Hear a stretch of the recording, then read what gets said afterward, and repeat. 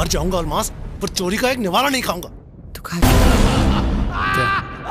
आग लगे बस्ती में हम रहें अपनी मस्ती में।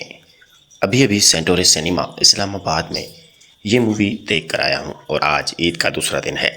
और इस वक्त जब मैं ये वीडियो बना रहा हूँ और अभी अभी मैं घर पहुँचा हूँ तो तकरीबन रात के 3 बजे हैं। 1 बजे ये मूवी सेंटोरस सिनेमा में फ़ाइनल हो चुकी थी और इसका दूसरा शो 2:30 बजे स्टार्ट होने वाला है और 2:30 बजे से ये सुबह 5 बजे तक ये शो चलेगा। लेकिन बात करते हैं इस मूवी की ज़बरदस्त कहानी के बारे में। और बहुत से लोग सोशल मीडिया पर काफ़ी खबरें चला रहे हैं कि इस मूवी की कहानी बड़ी कमज़ोर है और अपने पैसे मतलब कि इस मूवी को देखने के लिए टिकट के लिए लगाए गए 1000 रुपये तकरीबन $4 नॉर्मल सीट के। तो अगर आप भी बचाना चाहते हैं तो इस वीडियो को एंड तक देखिएगा। क्या चोरी का खा चुका है तू। अरे हम पहले ही मरे हुए, हमें चढ़ने चूटने का शौक नहीं है। बरकत यानी कि फ़हद मुस्तफ़ा के किरदार का नाम बरकत है और माहिरा खान के नाम अलमास है। अलमास एक बड़ी चोर होती है।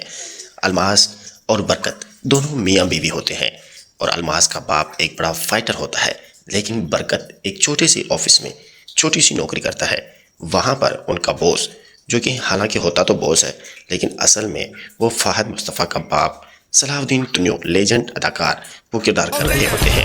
इज्जत की रोटी क्या होती है जानती भी है तू? अरे खा ली ना इज्जत की रोटी। मुझे इज्जत का पिज्जा, इज्जत का चिकन, इज्जत का मटन। फ़हद मुस्तफ़ा का किरदार बरकत यानी अपनी बीवी अलमास के कहने पर अपने ऑफिस में किसी से रिश्वत लेता है और उसका ऑफिसर, उसका बाप यानी कि सलाहुद्दीन तुनियो, जो कि हेड ऑफिसर का किरदार करते हैं, वो बरकत के मुंह पर जोरदार थप्पड़ मारते हैं। सरकारी मुलाजिम होता है इसलिए उसे ड्यूटी से तो नहीं निकालते लेकिन उसे सजा के तौर पर अब वाइपर लगाने का काम दिया जाता है। ये सब करके भी हाथ में बूटी कौड़ी नहीं तो है। भेज दे, मुझे भेज दे। इस सीन के बाद बरकत अपनी बीवी अलमास को कहता है कि तुम्हारी वजह से मैंने थोड़ी सी चोरी कर ली 10,000 रुपए की, जिसके बाद मुझे मेरे ऑफिसर ने अब कलर की जगह पर वाइपर लगाने का काम दिया है। यही मेरी बड़ी इंसल्ट है।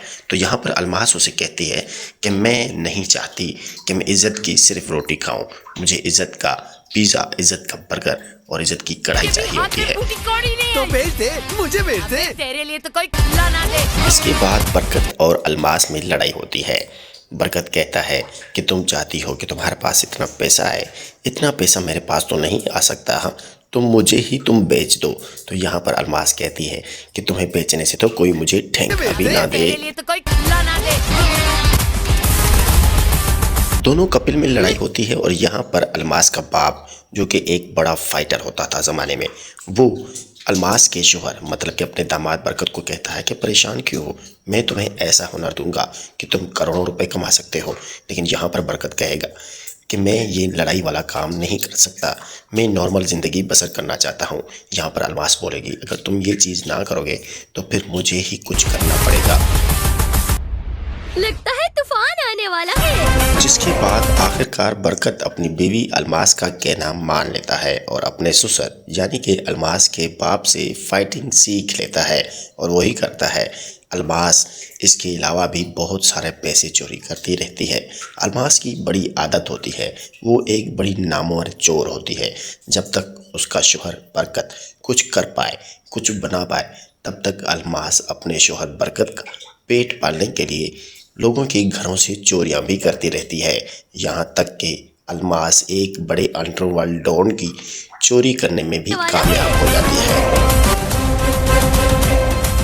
और एक दिन अंडरवर्ल्ड डॉन के कुछ गुंडे अलमास का घर ढूंढ रहते हैं और जैसे ही घर के दरवाजे पर आते हैं तो वहाँ पर अलमास अपने बाप मतलब कि एक्सपायर फाइटर का मुंह बंद कर देती है कि कहीं वो लड़ाई के लिए तैयार ना हो जाए और हमारी मौत ना हो जाए। यहाँ पर बात करते हैं अंडरवर्ल्ड डॉन की। तो यहाँ पर छोटा मुंह बड़ी बात, अयूब खोसा जैसा नाम और विलन छोड़कर उन्होंने अयूब खोसा को थोड़ी से किरदार में शामिल किया और एक कॉमेडियन होस्ट को विलन का किरदार देने में बड़ी अहम गलती कर दी। फिल्म की प्रमोशन के लालच को देखकर फ़हद मुस्तफ़ा फिल्म के प्रोड्यूसर ने बड़ी अहम गलती कर दी। अयूब खोसा जैसा अहम किरदार, अहम अदाकार, बड़ा विलेन छोड़कर एक कॉमेडियन होस्ट ताबिश हाशमी को विलेन का बड़ा किरदार दे दिया और अदाकार और किरदार के साथ बड़ी नाइंसाफ़ी कर दी।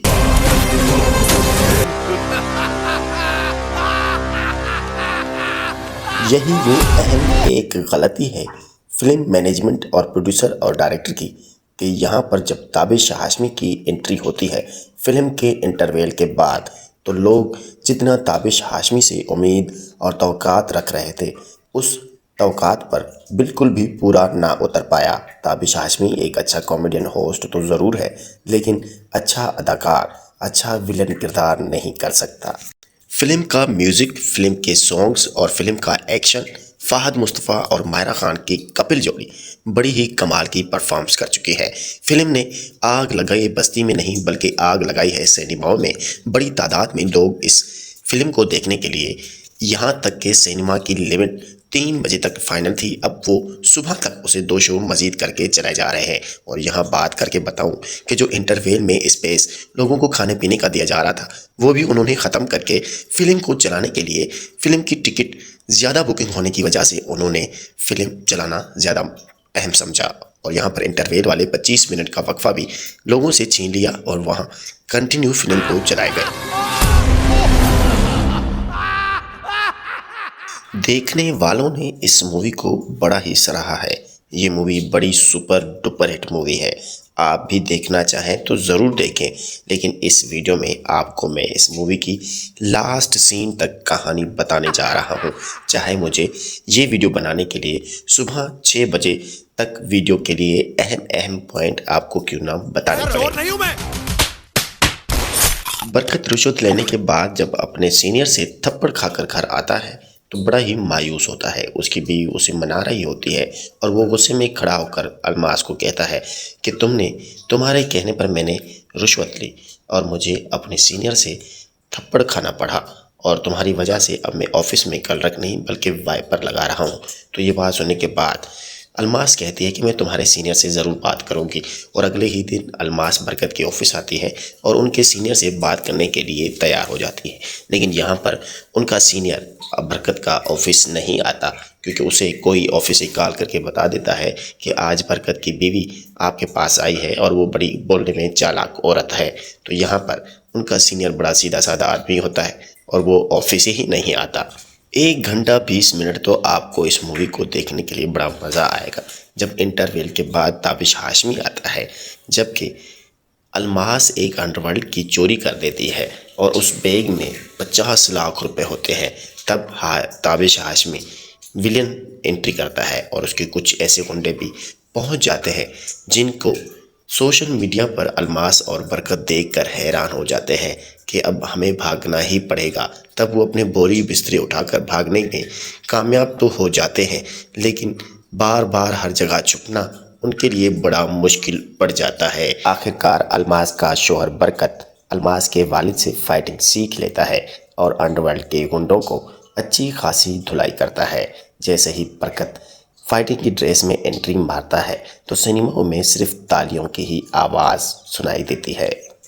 अस्सलाम वालेकुम दोस्तों, आज की ये वीडियो बड़ी अहम और ज़बरदस्त इसलिए है कि सोशल मीडिया पर आग लगे बस्ती में मूवी को फिलअप करने के लिए बहुत से यूट्यूबर, बहुत से फेसबुक की सहाफ़ी प्रोपेगेंडा चला रहे हैं ताकि हमारी पाकिस्तान की फ़िल्म इंडस्ट्री को बड़ा नुकसान हो। आग लगे बस्ती में फ़िल्म ने बड़ा ही कमाल कर दिया है। इतनी ज़्यादा पहले दिन में अर्निंग हुई है कि लोग हैरान हो चुके हैं। हर जगह पूरी दुनिया में, एशिया में कई सिनेमाओं में ये मूवी देखी जा चुकी है। पाकिस्तान में तो ये हाउसफुल हो चुके हैं। 3 दिन के लिए आपको कहीं भी सिनेमा में सीट नहीं मिलेगी। अगर आप मेरी बात से मुत्तफिक नहीं तो अभी गूगल पर सर्च कर सकते हैं। कराची की तमाम सिनेमाएं फुल और लाहौर की सिनेमाएं फुल, जबकि इसके मुकाबले शान शाहिद की फ़िल्म बुल्ला और दिल्ली गेट, नदीम चीमा की डायरेक्शन में बनाई गई दिल्ली गेट, दोनों ही अब तीसरे नंबर पर जा चुकी हैं। इतनी ज़्यादा अर्निंग उन्होंने नहीं की जितनी ज़्यादा हाउसफुल आग लगे बस्ती में मूवी ने कमाया है। लोगों ने फेसबुक और सोशल मीडिया पर ये जालसाजी की है ताकि फ़िल्म को फिलअप किया जाए और पाकिस्तानी फ़िल्म इंडस्ट्री को गिराया जाए। अगर इस तरह हम फेसबुक की सहाफ़ी और सोशल मीडिया के यूट्यूबर्स के कहने पर अगर इस मूवी को देखने नहीं गए तो यकीनन हमारी गलतफहमी होगी, क्योंकि अब ये मूवी 1 साल बाद ही आपको नेटफ्लिक्स ऐप पर दिखाई देगी। जितना जल्दी हो सके सिनेमाओं में जाओ और इस फिल्म को देखकर बड़ा एंजॉय करो। मेरी वीडियो पसंद आए तो चैनल को लाइक करें, सब्सक्राइब करें। शुक्रिया, थैंक यू।